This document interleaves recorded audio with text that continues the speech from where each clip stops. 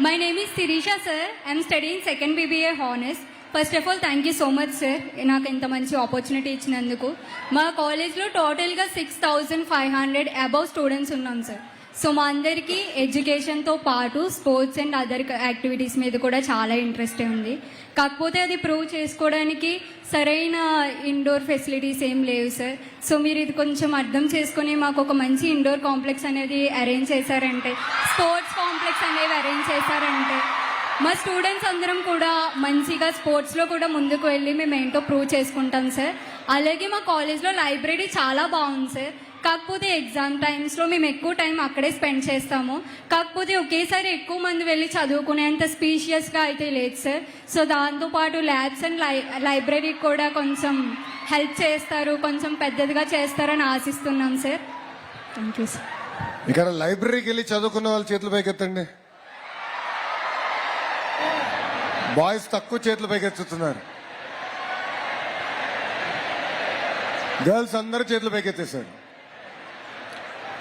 అమ్మా మీరు చెల్లి సార్, మన రాష్ట్రం నుంచి ఒక తెలుగు బిడ్డ మన క్రికెట్ వరల్డ్ కప్ లో అద్భుతమైన బౌలింగ్ చేసింది. పేరు గుర్తుందా?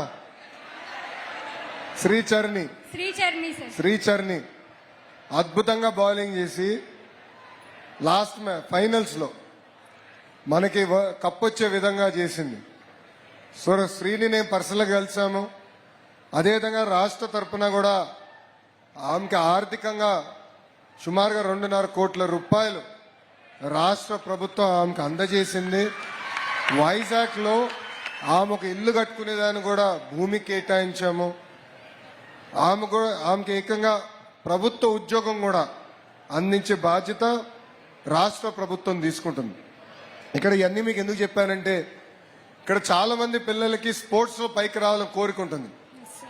Not just cricket, it could be hockey, could be volleyball, kho kho, kabaddi, divorce sports లో పైకి రావాలని కోరిక ఉంటుంది.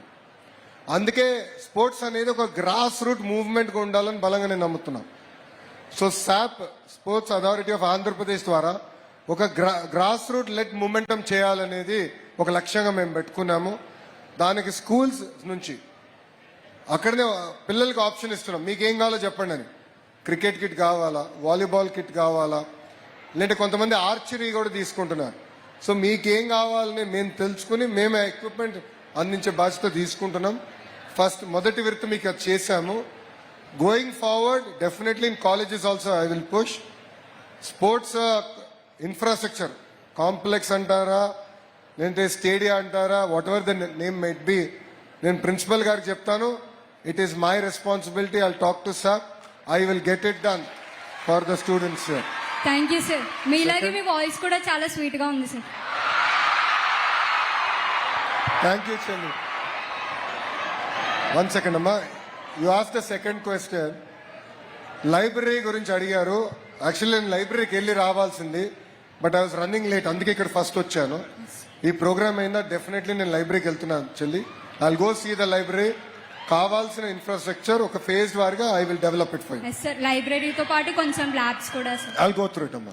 థ్యాంక్ యూ అమ్మా. జై హింద్. Thank you Sirish.